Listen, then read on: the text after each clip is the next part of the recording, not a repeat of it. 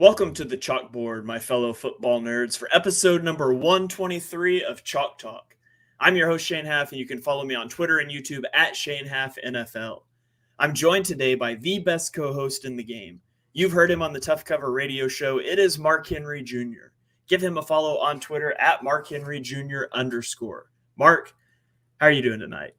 I'm doing well. It's funny. It's early.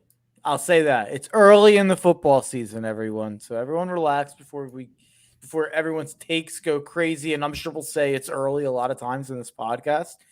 But last year, I felt like, and we were both on a lot of these together, I felt like I had a stroke of genius last year in my preseason futures for the NFL. I was so out on the Colts, Saints, and Broncos. Like, those are my three biggest takes. My three biggest futures. We hit the under on all of them. We loved the Eagles. We loved a couple other teams that ended up the Jags, a couple other teams that did really well. This year, not so much.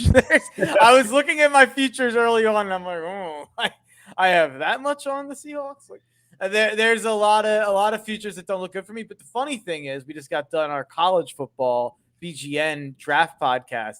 My college football takes spot on. Like, the teams that I loved this year, like Duke and Kansas and North Carolina and all these teams that I was higher on and have their win totals, they're looking great. These teams that I was out on, like Clemson and Alabama, and they're in the toilet a little bit. So whatever I had last year in the NFL transferred over to college football, and I've fully lost the ability to gamble on the NFL. Yeah, I was thinking about the futures earlier today because mine aren't looking so hot. Rams under 6.5, not looking good. Buccaneers under 6.5, they're 2-0. Not looking good. Raiders under 6.5, that one still looks fine. Giants over 7.5, not looking good. San Fran under 10.5.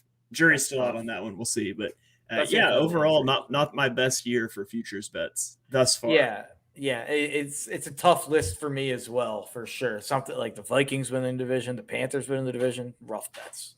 Bad bets by me. There's a couple good ones in there, but yeah, brutal. Yeah, I got comments rolling in here on YouTube. Daniel Barry, I hope I said that right. Barry Sports Highlight says, "Hey, everybody." Got a blank comment on Facebook from Megan. Thank you guys for joining the show. So as we normally do, we're going to dive into this podcast with the Eagles game, and in this case, it was on Thursday Night Football.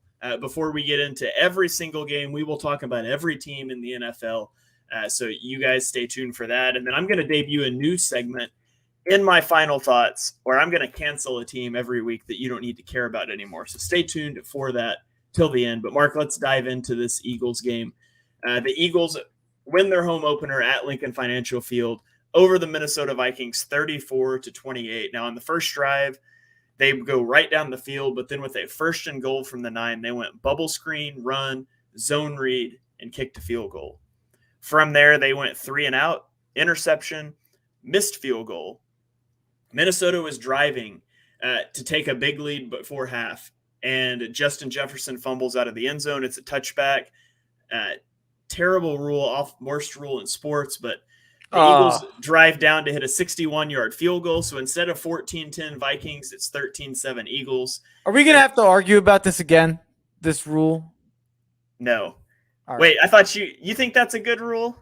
I don't understand what the alternative is. It should be their ball at the 1. Or their ball where it was fumbled. Megan says she sent stars. It just didn't show up in our chat for some reason. So thanks for that, Megan. I mean, if that ball goes out of bounds 6 inches earlier, they have the ball on the 1-yard line. I just think it's a stupid rule. You should be punished. Be careful with the ball around the end zone. There should be a punishment for losing the ball in the end zone. Maybe a safety. I'd be open to hear safety too. Like safety would be even worse than a touchback. Yeah, that's what I'm saying. Like, I think the touchback's correct. Boo. Anyways. Then the Vikings fumble after halftime, and it gives another short field. So the Eagles end up 20-7. I won't say they never looked back. It got a little tight. The Vikings could have recovered an onside kick and had a shot, but the Eagles handled business. Mark, what were your main takeaways in this one? My main takeaway is that the Eagles need to figure out how to be up by a lot of points. Like they were up 16-0 against the Patriots and started playing ball control offense in the first half, and they went up 27-7 in this game and forgot how to play. It felt like and kind of let them get whatever they wanted. Honestly, I rewatched this game, and for the main purpose, I really rewatched the defense for the main purpose of I feel like people are really freaking out about the defense, and I know that there's a lot of injuries. Honestly, I feel like Kirk Cousins just played awesome. And I know that that's not like a sexy take. And I understand that part of that you can just say, like, oh, that's the Eagles defense's fault. He played good against the Eagles defense. But I think Kirk Cousins played like one of the best games I've ever seen him play in that game. I thought he was just remarkably accurate, remarkable at finding the exact weakness each time on the defense and where to go with it. And a lot of that could be Kevin O'Connell as well, just knowing what he has with Kirk and knowing Kirk will basically take coaching. Like Kirk will put the ball where you want him to put it. I think this was just a case of it, surprisingly enough, Kirk Cousins is one of the better quarterbacks we'll play this year, or at least in the NFC. And I think that he found some weaknesses against some injuries, and I'm not concerned about it because he mainly found those weaknesses once it was 27-7. Yeah, I've got a Kirk. This is the most Kirk Cousins stats of all Kirk Cousins stats. You ready for this? On Thursday night, Kirk Cousins became the first quarterback in NFL history in his first 2 games of a season to throw for over 700 yards, have a 70+% completion percentage, and walk out with 0 wins. Nobody's ever done that before in the NFL. So congratulations to Kirk Cousins. Can't catch a break. I thought he played pretty well as well. The rushing attack is ultimately the deciding factor here. The Eagles had 19 rushing first downs. Minnesota had 0. DeAndre Swift had the 8th highest success rate of any player with 25 plus carries since 2016. Brian Flores threw the kitchen sink at the Eagles offense, and DeAndre Swift was just able to grind this out behind a fantastic offensive line performance. Yeah, I think that this was just a case of the O-line mollywopped the Vikings defense. And this was kind of my prediction for the game. And my prediction for the game was everyone was freaking out. I thought we were going to run all over them. It's exactly what happened. I did think we'd do a better job defensively. I thought everyone loved the over, which ended up being a great bet, ended up being a lock. I guess it was 34-28, right? Was that the final score there? Yeah. So 34-28, yeah, it's 62 points, went way over the total, which was in the high 40s. But I actually thought the under was, I didn't bet it, but I thought it was a good bet because I thought we would run the ball, control the game, and it would kind of be similar to last year where the Eagles won 24-7. And it felt like that was where we were going. And then the Vikings offense woke up in the second half, figured out how to design quick drops, figured out how to design ability for Kirk to step up in the pocket. Felt like that happened a lot where they created a little space in the front of the pocket, even if they were letting pressure on the edges. So Kirk would be able to step up and release. And I feel like they were able to figure something out at halftime. And I think a lot of that is just due to having Justin Jefferson and Jordan Addison and TJ Hawkinson and a really accurate, competent quarterback in Kirk Cousins. I think that a lot of that also happened to be once they went up, the pressure went down. They kind of stopped getting pressure, and a lot of that is because of the quicker drops. But I'm not concerned walking out of this game. Like I don't walk out of this game any more or less concerned than I was after week 1. I feel the same way, which is relaxed. It's early. They won the game. They didn't cover this week. I'm trying to think. I don't remember what the spread was because I didn't bet it. I don't think they covered. Yeah, I don't know, but this is not a concerning game to me whatsoever. Yeah, I had money on Jalen Hurts to score a touchdown and Kirk Cousins over 24.5 completions. So I cashed both of those and got out of the game feeling good. Jalen Hurts anytime touchdown is the best value bet in sports. Welcome back to my old friend. Yeah. All right. Anything else that you want to throw out about the Eagles or Vikings before we move on? No, I mean, this isn't a preview show, but man, oh man, Vikings Chargers, loser leaves town, huh? Yeah, that'll be a fun game to talk about next week. Oof. Yeah. All There's right. no chance that's not an insane game that comes down to the end of the game and someone leaves heartbroken. No Absolutely. chance. Absolutely. All right, let's transition to the Sunday early window slate of games. We'll start off with Green Bay, Atlanta. Atlanta wins this game 25-24. Bijan Robinson has 172 total yards from scrimmage. The Falcons went for it on fourth down 5 times in this game. There's 5 times they didn't go for it. All 10 times Arthur Smith's fourth down decisions were the right call, analytically speaking. So Arthur Smith, good with in-game analytics, defies the nerds when it comes to drafting running backs. But the Falcons are 2-0 and tied for that division lead with the Saints right now.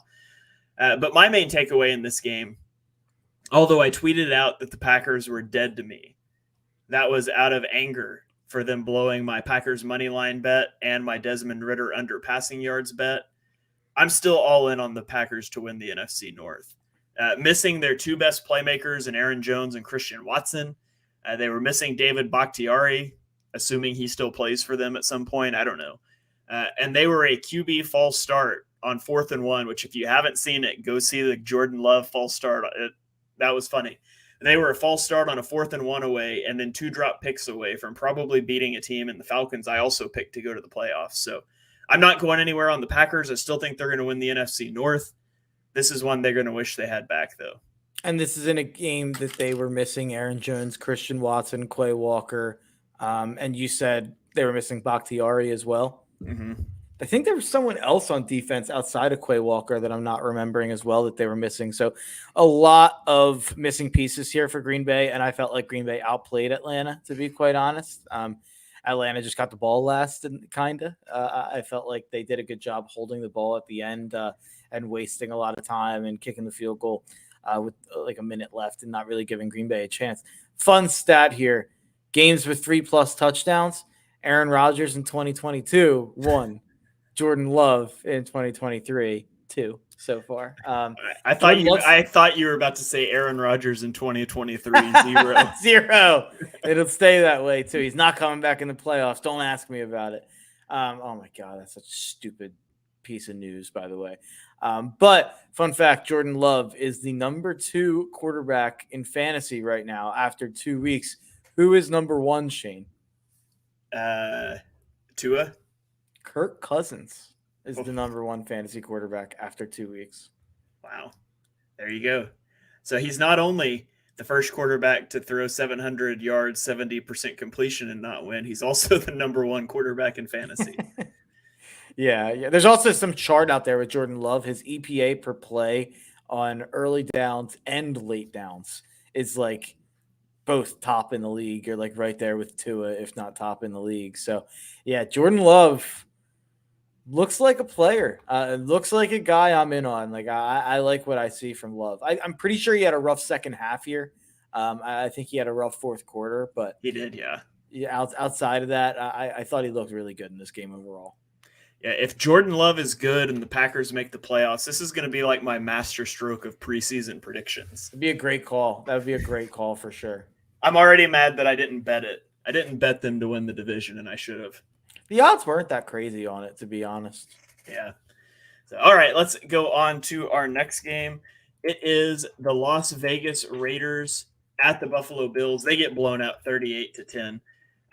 My 2 main takeaways from this game both center around the running game, and it's that the Bills can run the football now. Apparently, James Cook had 127 yards on 17 carries. Shout out to James Cook for putting up 123 yards for us to talk about on the 123rd episode of Chalk Talk. Maybe this is the James Cook edition of the show. And then the other one is Josh Jacobs can't run the ball. He finished with -2 rushing yards in this game, which is the fewest rushing yards in a single game by a reigning rushing leader in NFL history. So rough day out there for Josh Jacobs. Great day for James Cook. Yeah, Josh Jacobs. I'm trying to find the tweet here from the offseason. Josh Jacobs had historic amounts of carries last year. And generally when that happens, it doesn't get followed up well the year after. We've seen this a long time, dating back even to like Jamal Lewis. Only 1 out of the 10 players to lead the NFL in touches in the last decade ended up with more than 1,000 rush yards the following season. Was it Adrian Peterson? I actually don't have the outlier, Okay. but that sounds like it might be right. It's probably him or Henry, I'd imagine. It's probably Henry, actually, now that I'm talking it out. Last decade, it's probably Henry. Jacobs also had 340 carries last year. Only one of 6 running backs since 2010 had 340 plus carries, had over 1,075 yards the next season. So it seems like he might have been used up last year. And this is kind of why you don't pay running backs. Like, they can go like that running backs can lose it in the snap of a finger. Just watch Zeke. There's been a ton of them over the years. But anyway, I think the main takeaway from this game should be that the Buffalo Bills, the rumors of the Buffalo Bills and Josh Allen's demise were greatly, greatly exaggerated. They have an issue with the Jets. They need to figure that out. Saleh has something figured out with Josh Allen. The other teams in the NFL haven't figured it out.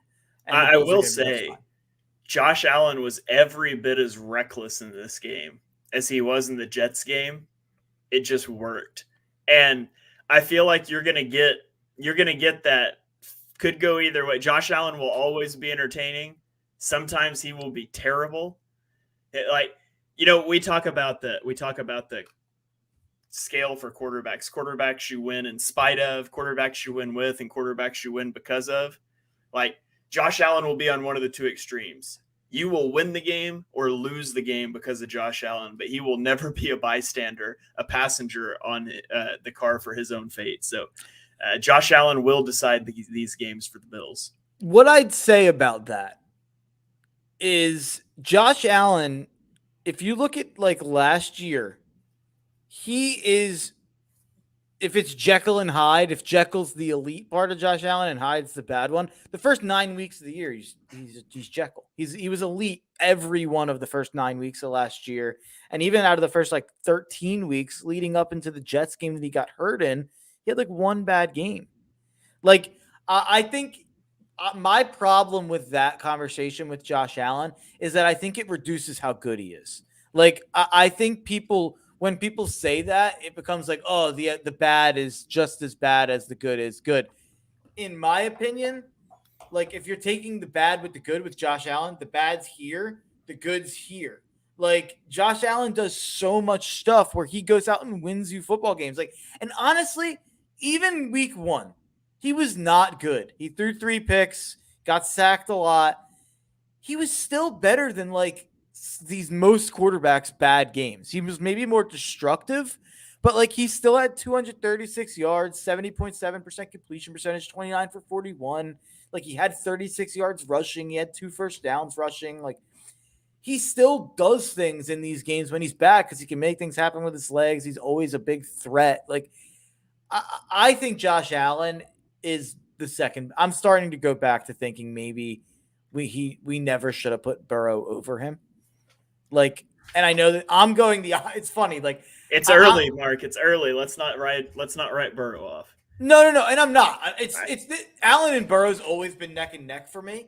So I'm starting to think I may have been wrong to put Burrow ahead of Allen because I had that opinion for sure. But I just watched them, and not just this year, but Allen has so much ability in the run game to make your life a nightmare.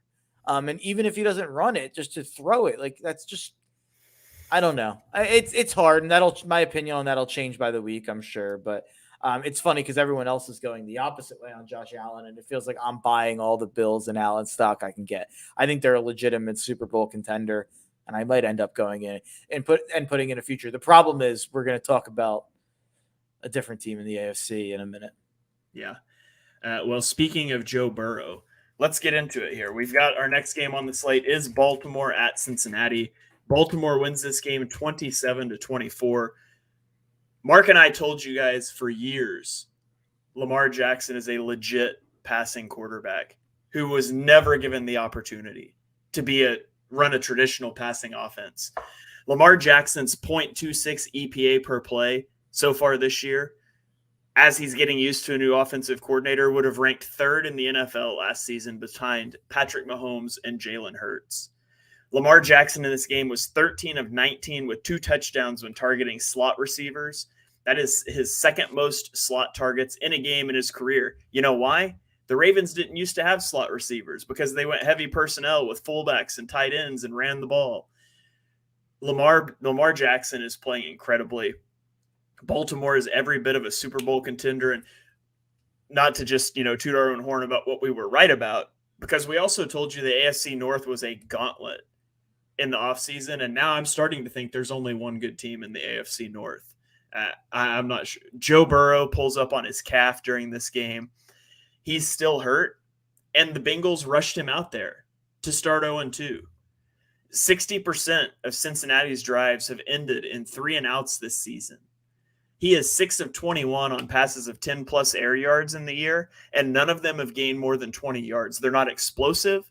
This isn't the Eagles, who have a talent advantage on the offensive line and in the running game. Like, Joe Burrow has to be 100% for this team to be good, and he is now likely more injured than he was 2 weeks ago, and the Bengals are 0-2. I'm officially worried about the Bengals. And you know who stepped up in this game for the Ravens? Who's that? Kyle Hamilton. The guy is an absolute beast. I just sent you a DM of a play he made in that game. It's a game-saving tackle on 3rd down. There was absolutely no one behind him, and he makes a tackle on Irv Smith Jr., who has a wide open field in front of him. They were up 10 at the time. That could have really, really changed the game. Baltimore's defense, I think, is going to end up being a lot better at the end of the season than it is right now. They have some injuries, and they also have a lot of young pieces that they're inserting. If Lamar stays healthy, and that's obviously the big if, and if they keep their receivers healthy and maybe they add a running back. I really think they need a running back. Their running game is really bad outside of Lamar. It kind of worked this week with Justice Hill and Gus Edwards. I just don't know if that's a long-term strategy. And I think there's a ton of available running backs that could fit in well. And they've shown in the past they will sign a guy off the street and give him 15 carries. Mm-hmm. So I'd like to see them do that again and find another guy. But for the time being, if Lamar stays healthy, the receivers stay healthy, that defense is going to get better as they get back some pieces and their young pieces start to get better. They are absolutely a Super Bowl contender, and probably, I was going to say the 3rd best team in the AFC, but I forgot about Miami. Top 4 team in the AFC. Yeah. All right. Well, let's roll on to our next game, which is Seattle at Detroit. Seattle wins this one in overtime, 37-31. Detroit was able to kick a field goal after getting a stop via a 17-yard sack to send the game into overtime. But in overtime, Geno Smith walked the team down the field, and then they walked it off with a touchdown pass to Tyler Lockett. Now, Detroit was missing both offensive tackles in this game. They lost Big V in the 4th quarter.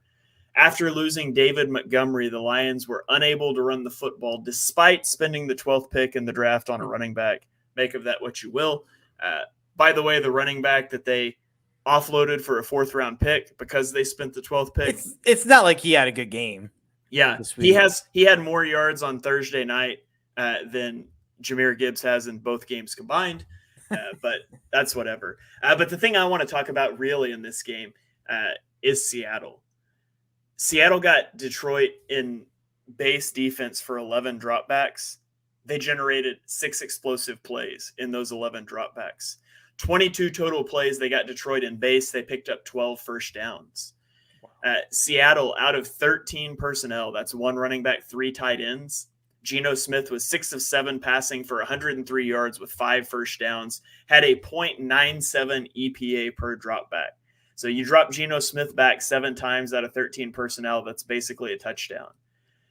Geno was 9 of 13 when blitzed. He only took 1 sack despite missing both tackles.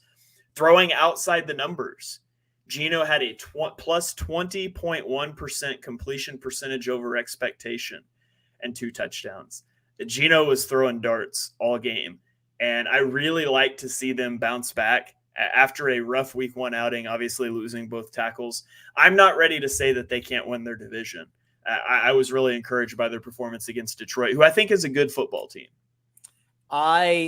This was big for me on in a number of ways. I did not bet this game, but I was very high on Seattle coming into this year and lower than consensus on Detroit coming into this year. So this is one of those games that affirms some beliefs that I have, at least, or at least makes me feel not as stupid as I would have felt if Seattle would have started 0-2 after I predicted them to go 13-4.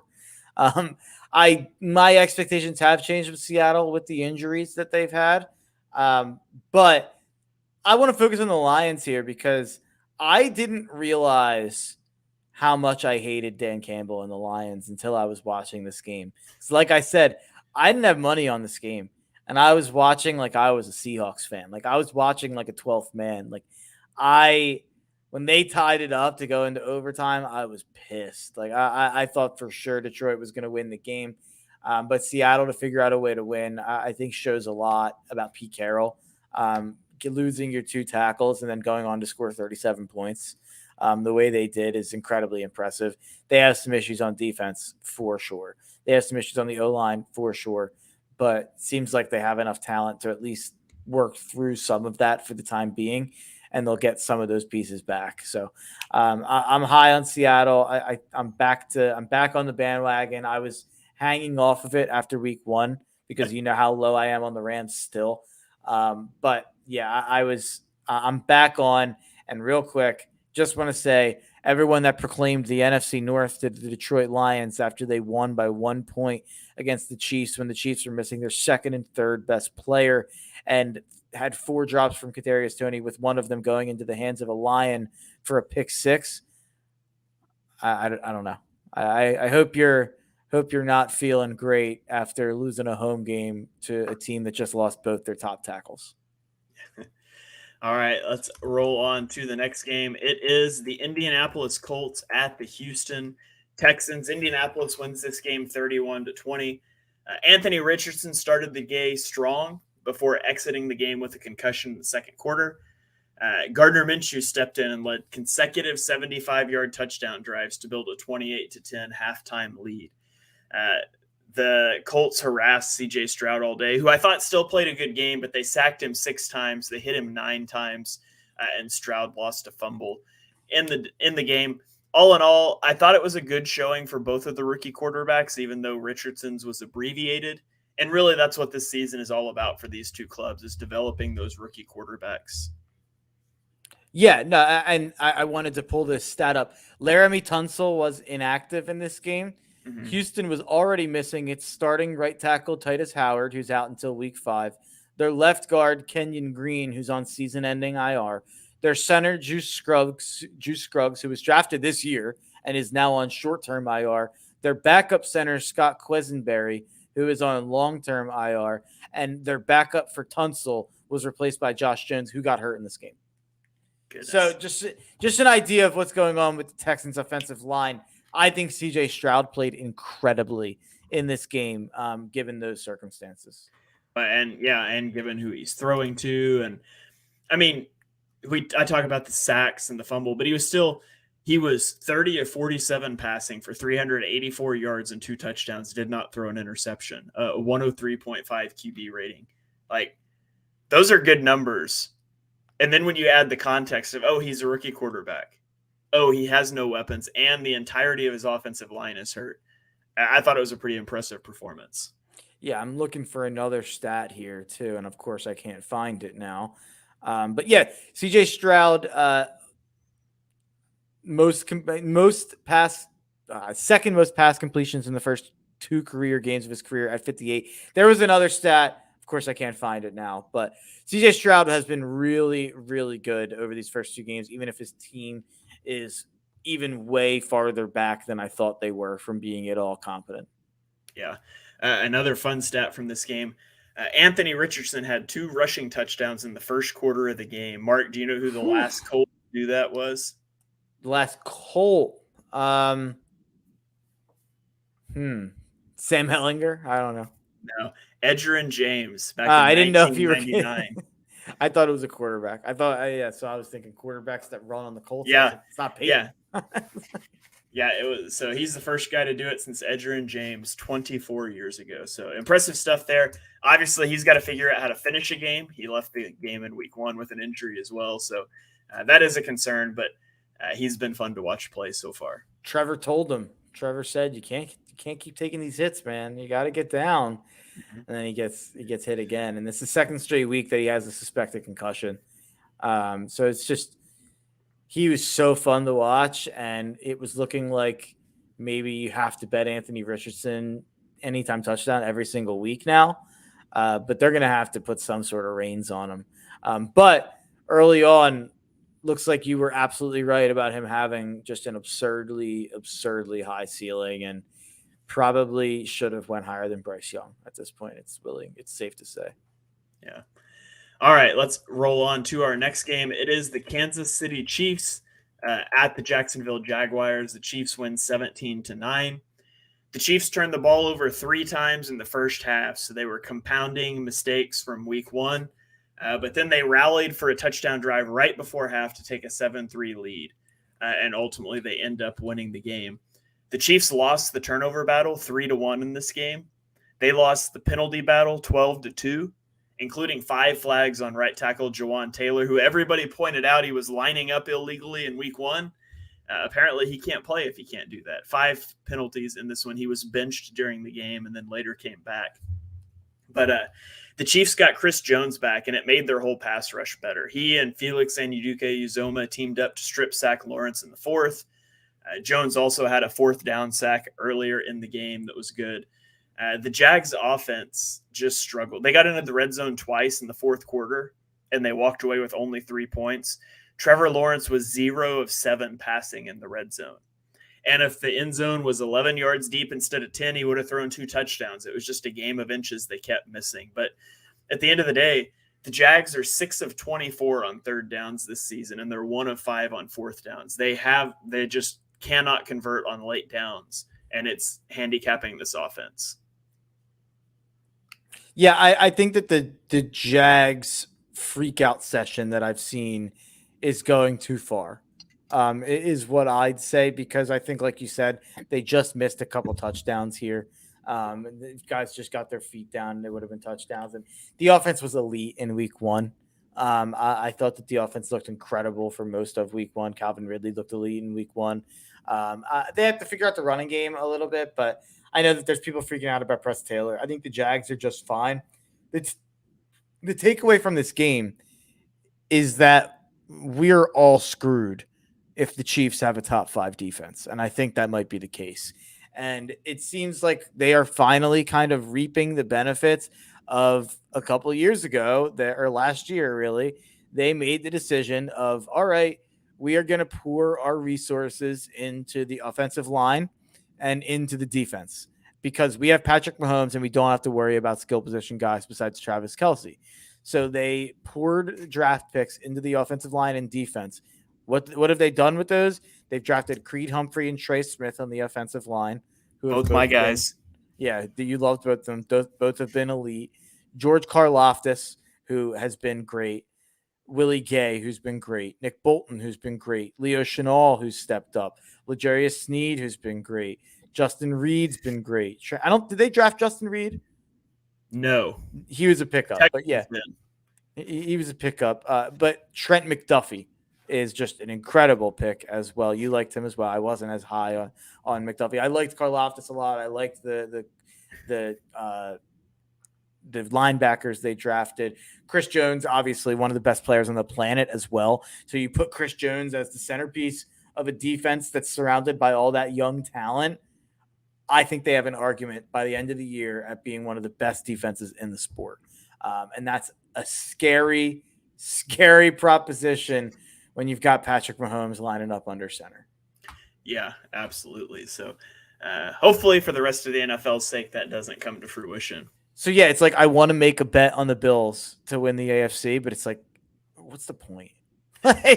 What's the point? Because I am really starting to think the Chiefs are just going to cruise to another Super Bowl. Yeah. All right, let's roll on to the next game. It is the Chicago Bears at the Tampa Bay Buccaneers. Chicago loses this game 27-17. Baker Mayfield went 26 of 34 passing for 217 yards, and he never took a sack. Were it not for red zone issues, the Bucs were only 1 of 4 in the red zone. The Buccaneers would have blown out the Bears. Mark, this is a cool stat. Baker Mayfield has accomplished something in Tampa that Tom Brady never did. He started 2-0, and he didn't throw an interception in either game. Tom Brady never did that. So, new Tom Brady?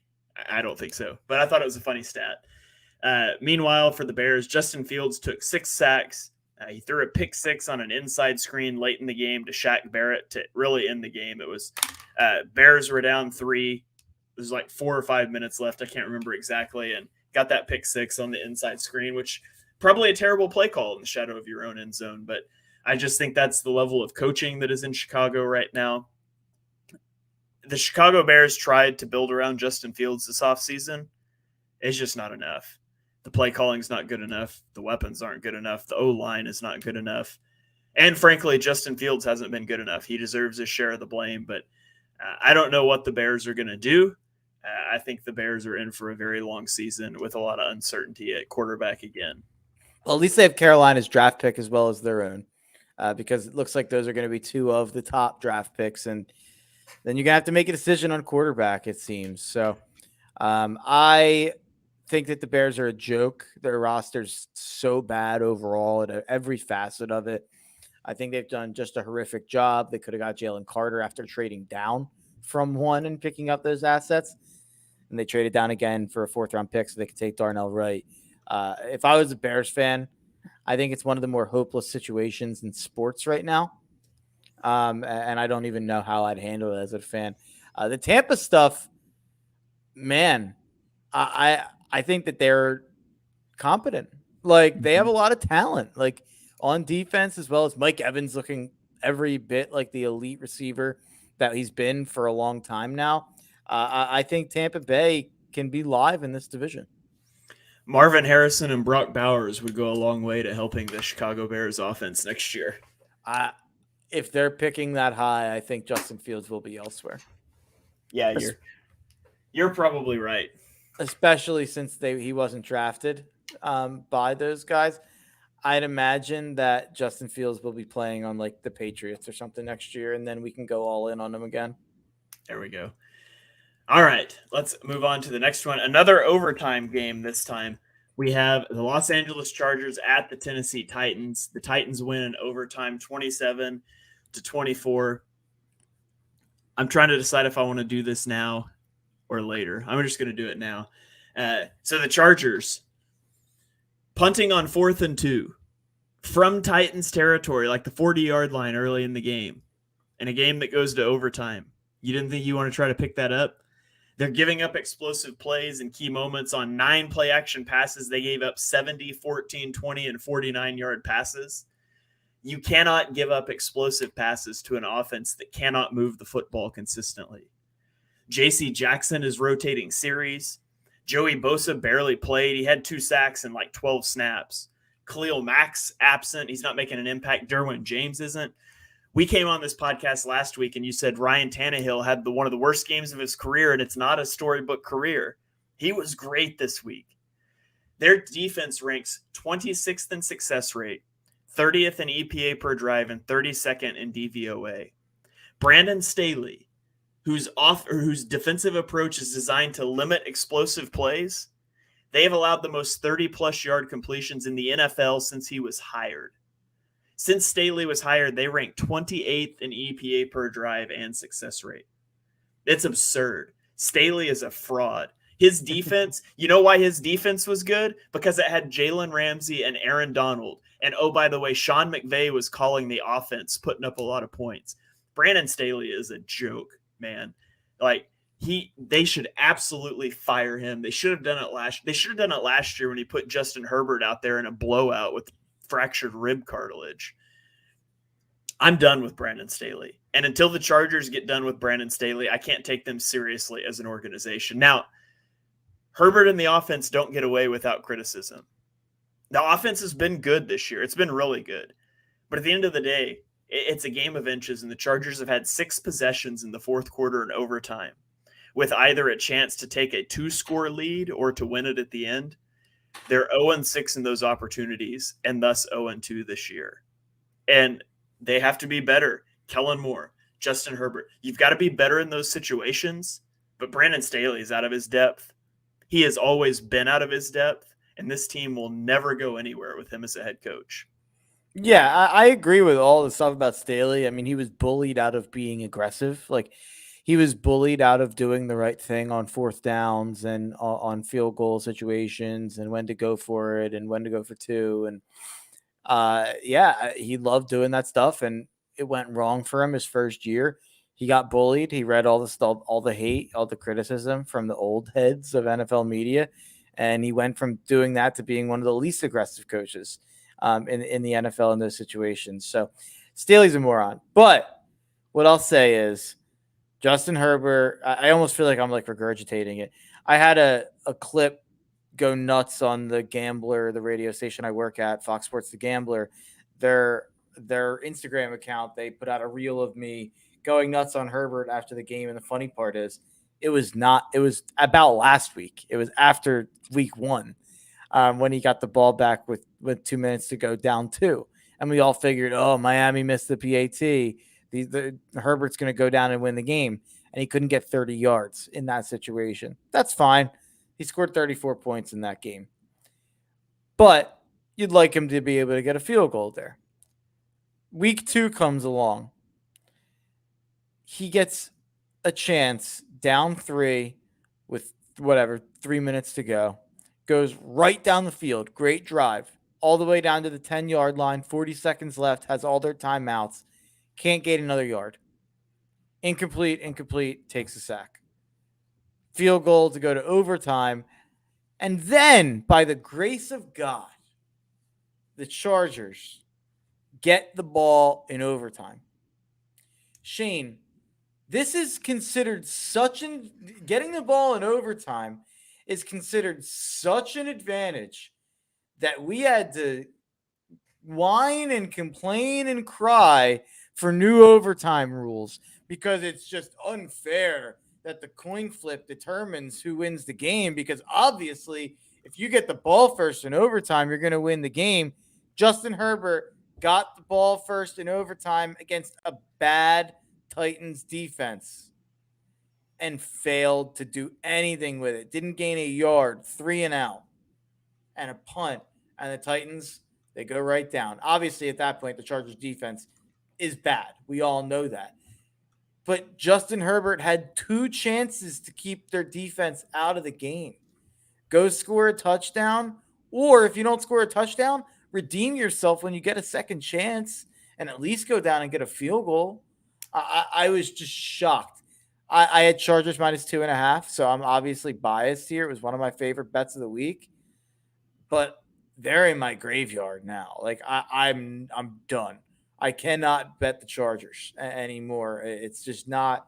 It's not healthy betting the Chargers. It's not a smart decision. They charger all over the place, and this was one of the hardest. This was one of the chargerest chargerings of all time. I mean, it goes right up there with me. So funny enough, like it doesn't feel as historic, but it goes right up there for me with the 28-0 chargering. Like the fact that you just have 2 chances against a terrible defense to go down there and make it happen. Maybe I'm being too mean about the Titans defense, but their pass defense is not good.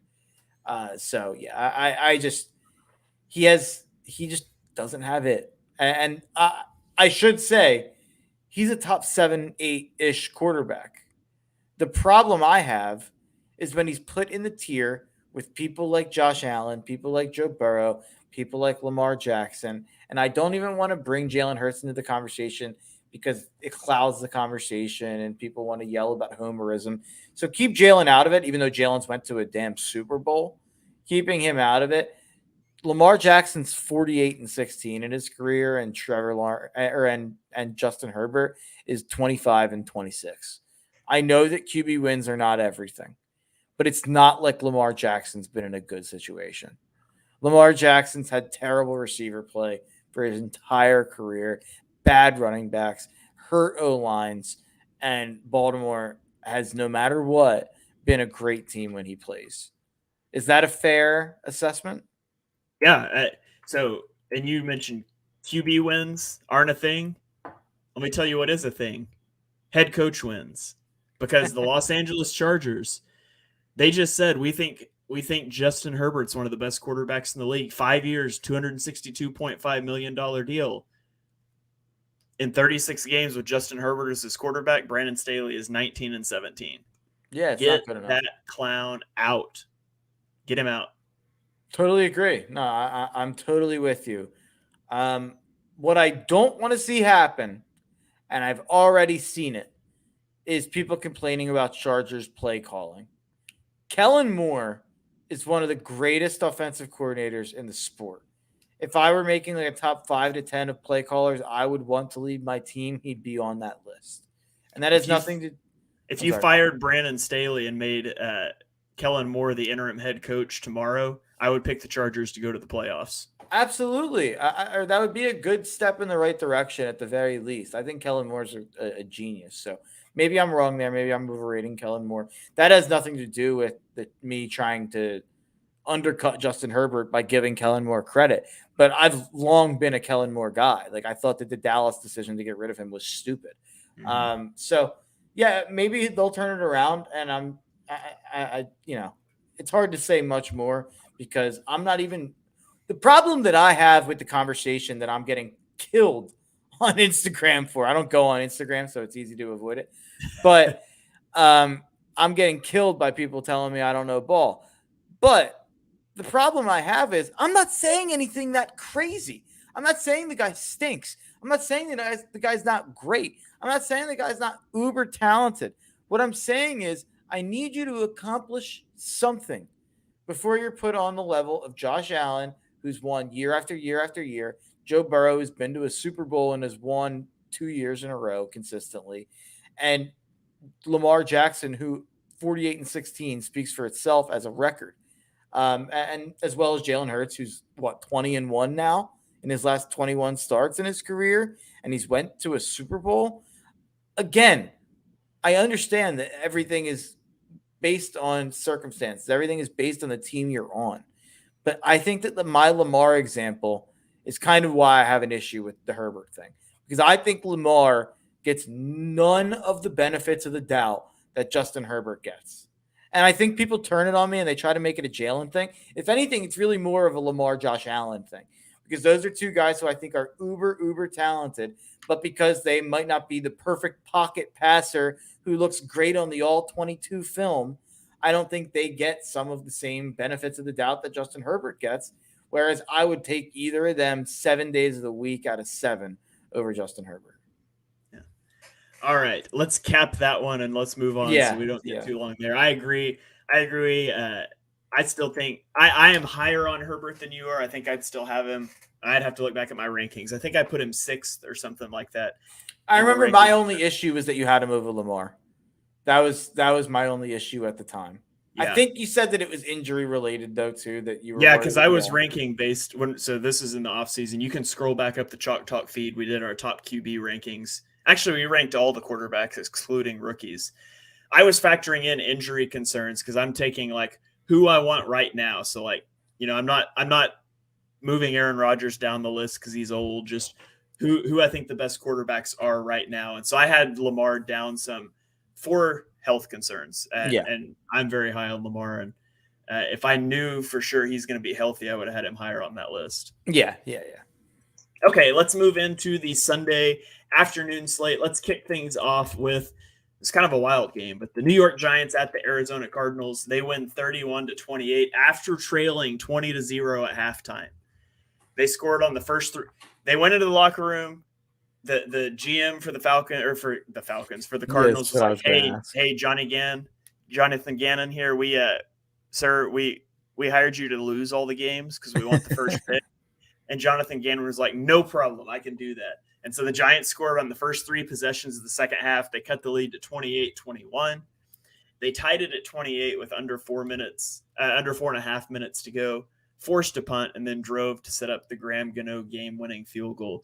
That 24-point comeback, 24 unanswered points, that was their franchise's largest comeback ever. So congratulations to the New York Giants. They get to 1-1. Bad competition, but Daniel Jones at least looked better. The offense started looking better in the second half. So I think the moral of the story for the Giants is maybe they can put it together. They ran into a buzzsaw in the Cowboys, who we'll get to in a little bit later, but we don't award Super Bowls in September. If we did, the Cowboys are probably playing the best football in the NFL right now. Granted, they haven't played good teams. This isn't a Cowboys conversation, but the Giants ran into a buzzsaw in week 1 is the point. And maybe their season's not lost. Like you mentioned early, it's still early, and they look to be getting back on track at the end of this game. I'll look at the other side of things here, and I know Eagles fans don't want to hear it because we all hate Jonathan Gannon. They're competent. They're not a joke. Like Arizona, we came into the year thinking they could be 0-17 and they were going to get blown out every game and they're going to be a double-digit underdog every game. That's 2 straight weeks that they've at least competently been in a game until the final seconds of the game.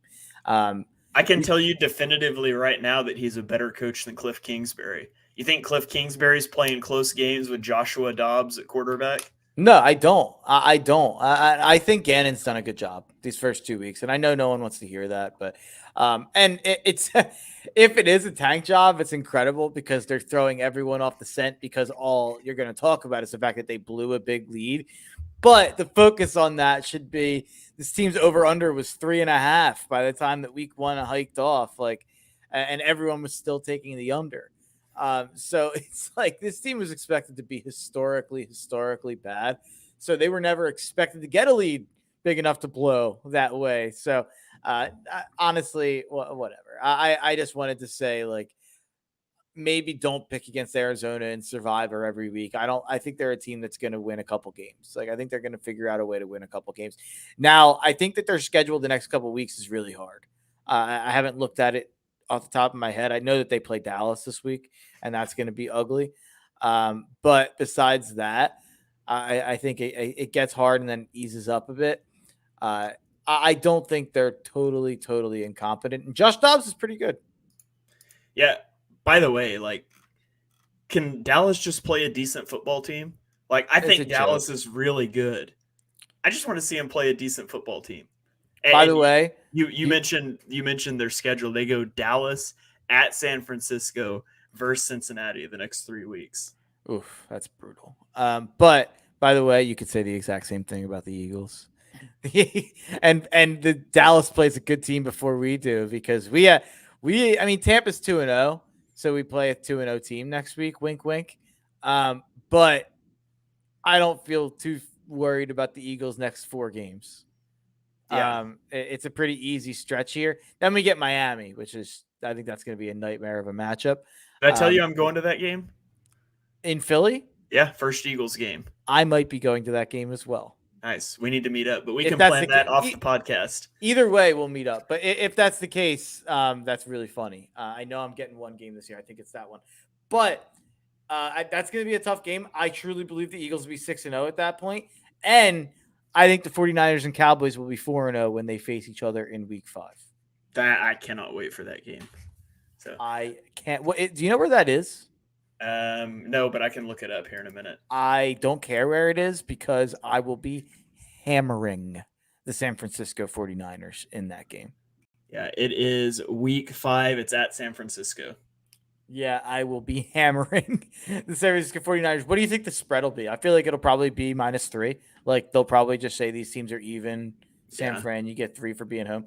Yeah. Maybe if it was this week, I would say it's -1.5. San Francisco -1.5 because they just played the close game against the Rams. Yeah. The Cowboys have looked unstoppable. I think that's an overreaction to beating up on Zach Wilson, though.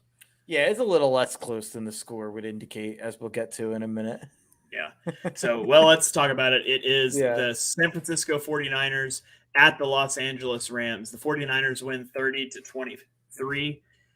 I thought the Rams gave the 49ers all they could handle. They scored their first 3 possessions, had 16 first downs, and they led 17-10. And then the moment I thought changed the game, the 49ers opting for a QB sneak on 2nd and goal from the 1 with 1 second left before half.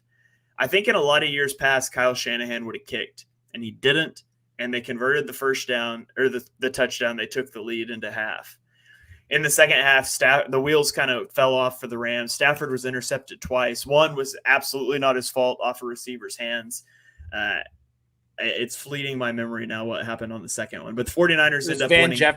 Both were Van Jefferson's fault. Okay, yeah. Yeah. So shout out to Sean McVay, who, like I did, obviously took the Rams +7 for kicking a field goal while down 10 at the end so I could get the push on that one. It saved my whole weekend, man. So shout out to Sean McVay. For reality, though, I tweeted that, and I had a whole bunch of people in my comments being like, they were obviously they bet the 49ers or something, and they were really upset. They're like, NFL needs to look into that, blah, blah, blah. It's like, I mean, honestly, what happens is you can't win the game, so you're practicing a 2-minute drill, get in field goal range, and hit the field goal situation. Like, that's what's going on in that situation. But I heard someone say it's like a fourth tiebreaker, like the point differential. Yeah, point differential is a tiebreaker as well. I was kind of joking and laughing about it until I heard that, and I'll just say Sean McVay's crazy enough to think about that. Like the photo memory and all that type of stuff. Like that's absolutely something Sean McVay would think about. Yeah. Puka Nacua season continues. He had 15... You mean Puka Doncic? What? I know you don't get the reference. Do you know who Luka Doncic is, Shane? Oh, I recognize the name, but no. Yeah, he's like one of the best basketball players on the planet.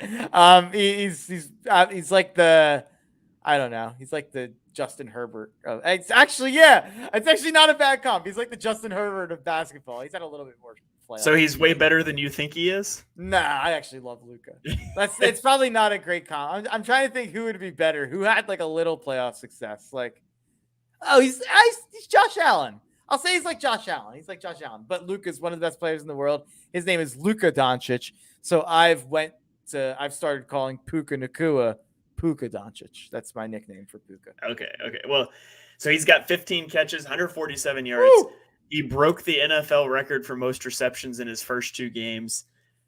So, man, I don't know. The Rams have been fun to watch. When they get Cooper Kupp back. Cooper Kupp, Puka Nacua could be a fun little tandem for Matthew Stafford to work with. Not to mention, his name is blanking me at the second. Oh, Tutu Atwell, who is Sean McVay's guy, who now has 13 catches for 200 yards on the season. He's been like a fantasy darling. He's got 17 targets already on the year. Sean McVay basically like held his GM at gunpoint to draft Tutu Atwell. Apparently, like everyone in the Rams front office, like it's funny that this got out, but like the Rams front office was apparently very skeptical of Tutu Atwell because of probably because of his size. And I was very skeptical of Tutu Atwell. I'm curious. I'd be curious to see where we had him ranked because I liked Tutu, but I was worried about the size for sure. That was 21, right? Would that have been 21? Yeah, I can't remember. Yeah. I don't have draft sheets from that year. That was back when we were posting everything on the painted lines, and it's gone now. I should have downloaded it all before it shut down. I have and will continue to have spreadsheets of our rankings for 2022, 2023, and on, though. Yeah, and I have some tweets I can probably go find if we put out some rankings. So, but Tutu was a guy who was electric in college. And I could see why Sean McVay would have fallen in love with them. And I think there's a chance Sean McVay does everything in his power to prove that draft pick correct for the rest of the season, since it is his guy. I mean, he was like a 3rd-round pick, right? They took him pretty high. Yeah, I think it was 3rd. 3rd-round pick. That's basically like the highest draft pick they've made in the last decade. Yeah, that's like a first for them. The other thing I was going to mention on this game, a potential flaw, weak spot for the 49ers offense is Brock Purdy's downfield passing. On 7 attempts of 15-plus air yards in this game, he only threw 2 on-target passes, including overthrowing 2 surefire touchdowns. So that's per Sports Info Solutions charting. So Brock Purdy, his downfield accuracy, he's a yak merchant, and he executes the offense well, but that is something to watch. In a close game against a better opponent, you can't be leaving 2 open touchdowns on the field like that. And by the way, one last thing on this game, Kyren Williams, shout out. He is just going to be a fantasy superstar for the rest of the year. I will forever beat myself up for letting his 40 time back me off of how much I liked him, because I loved Kyren Williams. And then he ran his 40, and I was like, oh, no. Yeah, same here. I still kept him higher than a lot of people would have, and a lot higher than he went in the draft. But Kyren Williams was a guy who I obviously was biased and loved. He's probably like my favorite offensive player that I ever watched at Notre Dame, at least until this year. I loved Kyron Williams so much at Notre Dame, and it doesn't shock me at all that he's worked himself into a role here in the NFL. It just goes to show, like, I mean, he's having a ton of success, and he's not very fast if you look at his 40 time. Yeah, that was 2022 draft, right? Yeah, I had him way too low. I'm already depressed about it. Yeah, you had him at 88. And I'm sure I had him at like 50 beforehand, but I had him at 95. Yeah. I also took a little bit of a stand that year where like I didn't have any running backs in my top 80. That's true. Breece Hall was 86 for you. He was your highest point. I had Breece Hall and Kenneth Walker 42 and 43. Yeah, I was not high on Hall or Walker. I kind of had all the running backs together, so that's probably why I had them all lower than I should have, to be honest. Yeah. I was taking a weird like anti-running back stand that year. Not that that's weird, but I went too far. Yeah. All right, let's move on to the next game. It is the aforementioned Dallas Cowboys beating up on the Jets 30-10. Dak started this game with 13 consecutive completions. He had 19 pass attempts under 5 yards in this game, and 10 of them went for first downs. It was a quick game plan, and it worked to perfection. I think the surgical version of Dak is the best version of Dak, and it was on display in this one. And now only 2 of their 6 drives into the red zone ended in touchdowns, or it could have been a bigger blowout. So the Cowboys dominate the game. The Jets' offensive line, it's just so bad. Like, you did your whole Titanic, being on the Titanic, and you see the iceberg that is the travesty that's the Jets' O-line, and you know you're probably going to hit it. Well, here's the Jets' offensive lineman rankings right now. Their offensive tackles rank 47th and 54th out of 54 in terms of pressure rate. Offensive guards are 36th and 45th out of 56, and their center is 27th out of 27 qualifying centers. So the offensive line's awful. Micah Parsons had 2 sacks, a forced fumble, 9 pressures, and 3 tackles for loss. Meanwhile, Zach Wilson completed 44% of his passes, tossed 3 picks, and had a 38.1 passer rating. Brutal. I feel like I don't have a lot to say on this game other than like Cowboys defense good, Zach Wilson bad. Like that's pretty much the take on the game. The Jets need to do whatever they can to figure out a way to get Kirk Cousins in MetLife Stadium by week 7 before the season is lost. Before Zach Wilson throws away your season. You have an elite roster. You already mortgaged the future for Aaron Rodgers. Why not just go mortgage it again? Go get Kirk Cousins. Kirk Cousins surely he's not going to cost that much. Last year of a deal. You don't think he would get a first round pick? No. I think that would be kind of like that's Minnesota's leverage is that they just don't have to do it. They don't, but they're 0-2. He's on the last year of his deal, and he's not going to be there next year anyways. Like, I don't think you got to get a first round pick. You might if it was today. In 2 weeks, Vikings 0-4. I think you can get Kirk Cousins for a second. But I think there's going to be a couple teams that would be calling. That might be true. Like the Falcons might give a call, maybe. Like they're 2-0. If Ritter continues to not really look good, like they might think about it. Like there's a couple teams out there that would think about it, I think. So yeah. I do think you could drive the price up. That's possible, yeah. So you're saying you like Brissett to the Jets? I mean, I like Kirk better. Yeah. Brissett, I think you could get Brissett. I mean, you could definitely get Brissett cheaper. He's not even starting. Yeah. If you're talking about a backup, I know that it's like, I'm not trying to be funny, but I truly, honestly believe that Jameis is the best option. Yeah. Like the highest ceiling available is Jameis. I would take Jacoby over Jameis.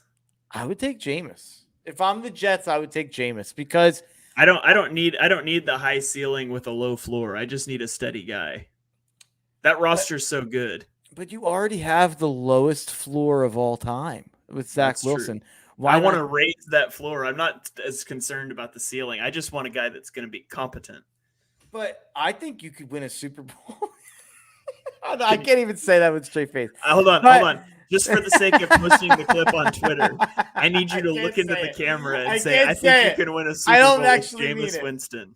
I can't say it because I don't mean it. But if I'm talking myself into a Jets quarterback and it's like Carson Wentz, Jameis Winston, Jacoby Brissett, Marcus Mariota, who can I talk myself into going on a magical run and unlocking something and going on almost like a Geno Smith-ish run where he figures himself out?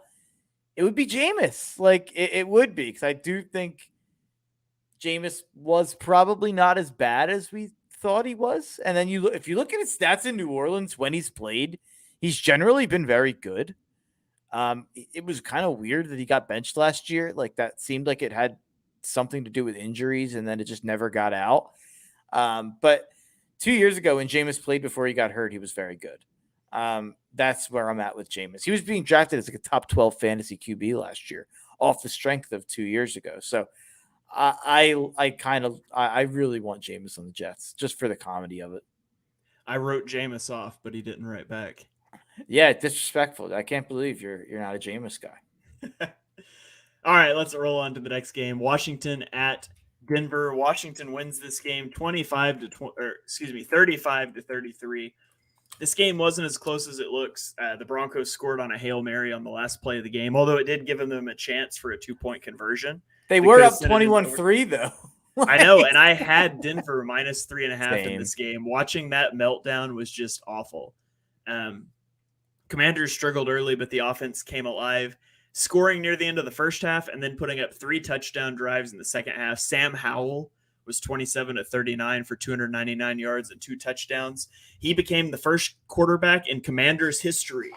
And this isn't doing like a cute thing where they've only been the Commanders 2 years, like in franchise history, to win his first 3 career starts. Meanwhile, Russell Wilson's going to be Russell Wilson. Washington sacked him 7 times in this game. Yeah, I kind of don't know what to think about this game for Denver. They obviously put up 33 points. They were up 21-3. They looked elite in the first half. They were using Russ's deep ball skills to the best possible ability. And then they just totally forgot how to play. I saw someone say, like, Russ realized he had his deep ball back and got so enamored by it that he totally forgot how to run an offense. And I don't even know what else to say. Just a bizarre game. I truly don't believe in the Commanders still. I think they're bad, and I think they're going to get blown out this week by the Bills. But it's a heck of a win for Washington, and it is an absolutely hilarious way to lose, to score a touchdown on a Hail Mary and then fail to get a 2-point conversion on a quite obviously missed pass interference in the end zone because the refs want to go home. Sean Payton and losing games on missed pass interference calls. Yeah, I didn't even connect the dots there. But yeah, that was a bad missed call. That he got mugged in the end zone before the ball got there. That was shocking. Yeah. All right, let's roll on to Sunday night where we had the Miami Dolphins and the New England Patriots. Miami wins 24-17.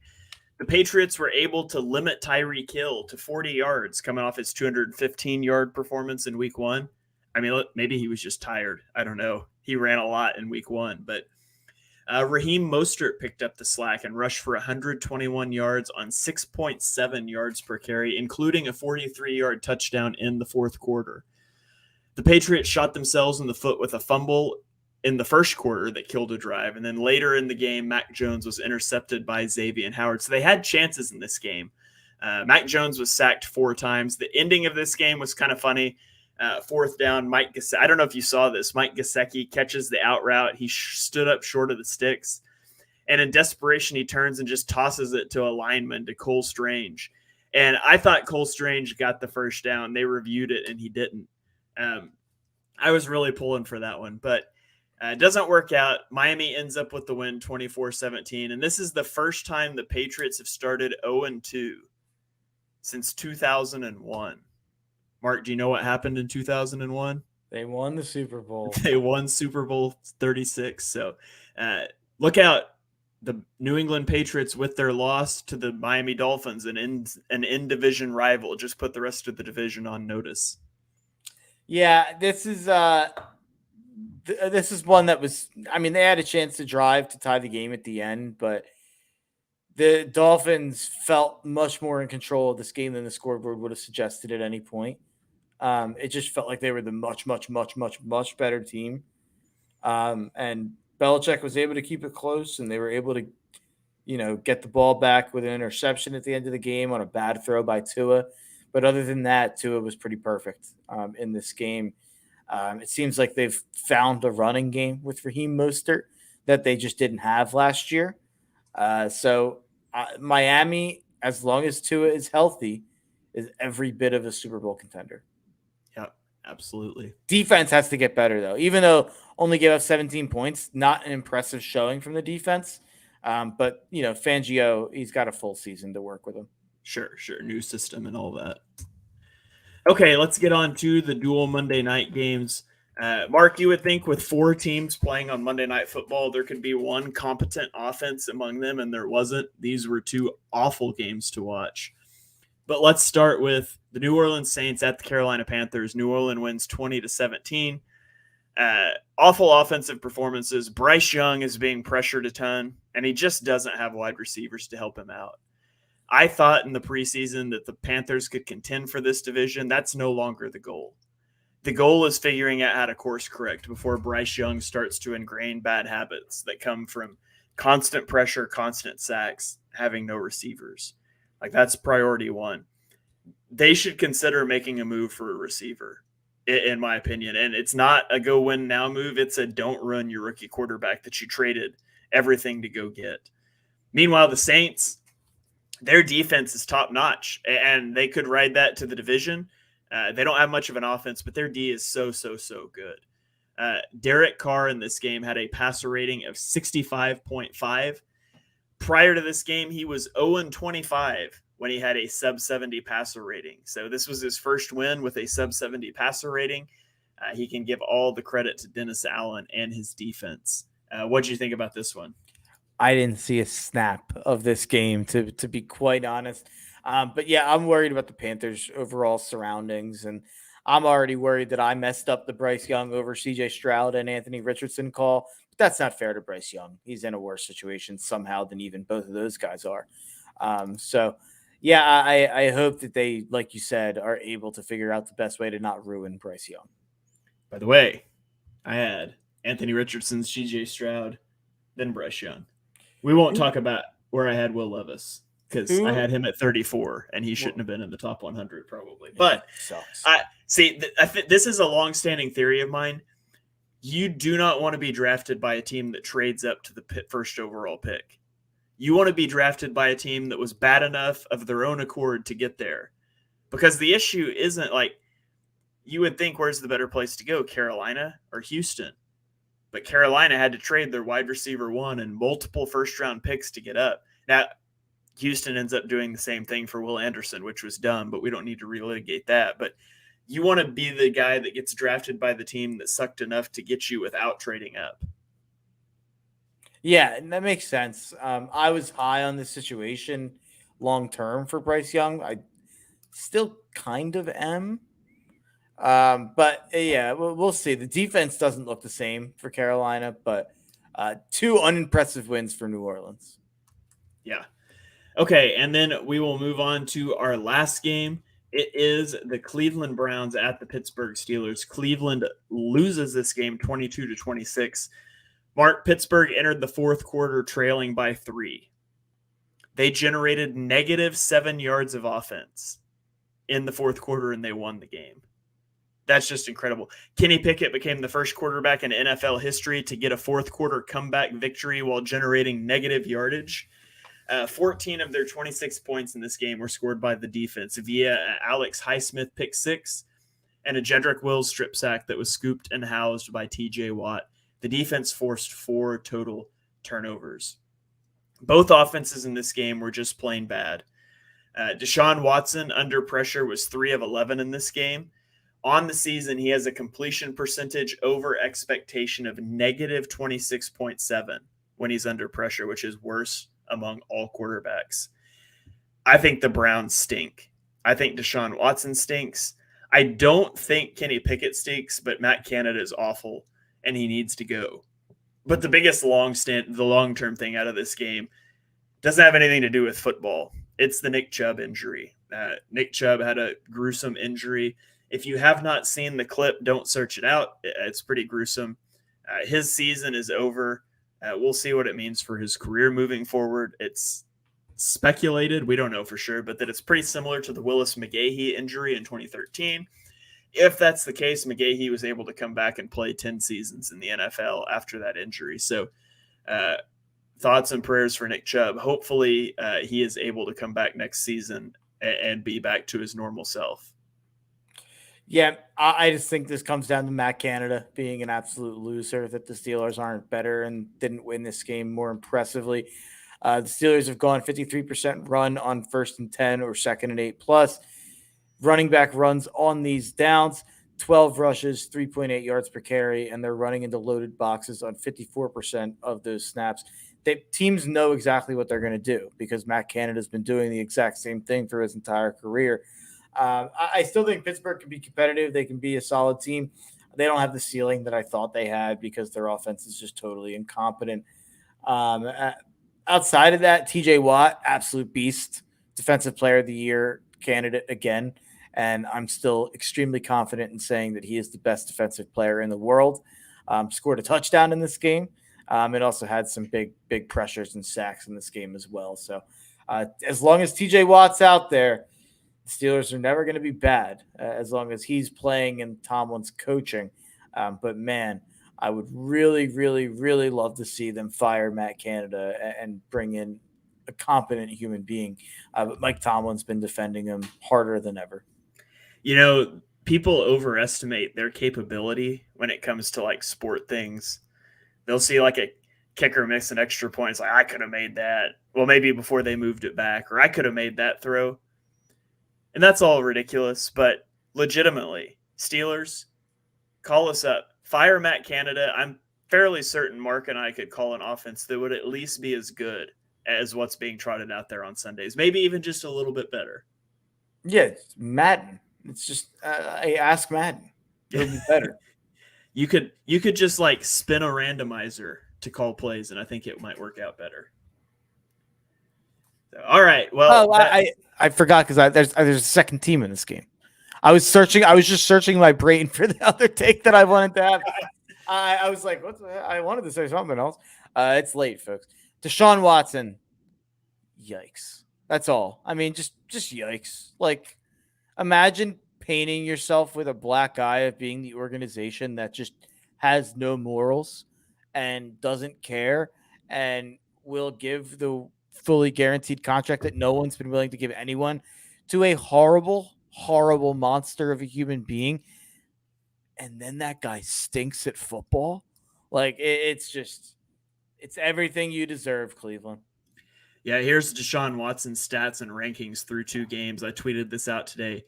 He is 31st in completion percentage, 30th in yards per attempt, 30th in passer rating, 30th in EPA per play, 26th in success rate. But you know what he's first in?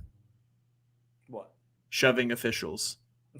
He should have been ejected from that game. Absolutely.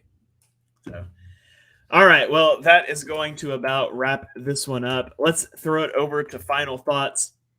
I'm going to lead us off tonight, and I'm going to be using my final thoughts this season. Each week, I'm going to cancel a team. Just a team you don't need to care about anymore, a team you don't need to watch. Maybe I'll do it every week. I'm going to try to, but maybe some weeks there won't be a team that disappoints me. But this week I am canceling the Los Angeles Chargers. And if you don't know why I'm canceling the Chargers, you can just skip back to about 37 minutes into this podcast when I went on my whole rant about Brandon Staley. I reserve the right to uncancel the Chargers if they fire Brandon Staley. But until such a time as they do, I am no longer interested in the Los Angeles Chargers. I'm searching through my brain. Okay. My final thoughts are going to relate to the 2024 NFL draft, and it's going to relate to the number 1 pick conversation. It's Caleb Williams. Stop overthinking it. I've randomly heard this kind of surge for like, oh, is it Caleb Williams? Is it Drake May? Is it Shador Sanders? Like, it's Caleb Williams. Caleb Williams is starting to be on a Trevor Lawrence level for me of top 2 quarterbacks I've ever evaluated. Every time I watch Caleb Williams, I fall more in love with his kind of potential and the things he can make happen off script and the things he can do improvisationally, as well as just his arm strength and everything athletically. He has it all. So all I'm saying is stop trying to make the number 1 pick debate a thing, because we have to have something to talk about in the college football season. I think Caleb Williams is solidly number 1. And I think just as solidly as Caleb Williams is number 1, Drake May is just as solidly number 2. Nobody should be able to challenge Caleb for that number 1 slot, barring injury. And no one should be able to challenge Drake May for that number 2 slot, barring injury. That's my thoughts on some of the draft kind of questions going around. All right, that is going to do it. Thank you guys for joining us for episode number 123 of Chalk Talk. If you enjoy what you heard on the show, and we know that you do, smash that subscribe button, turn on notifications so you don't miss our next episode. Drop us a 5-star rating wherever you stream your podcasts. You can follow me on Twitter and YouTube at ShaneHalfNFL. You can follow Mark on Twitter at Mark Henry Jr. We will catch you guys next Tuesday night for another live edition of Chalk Talk.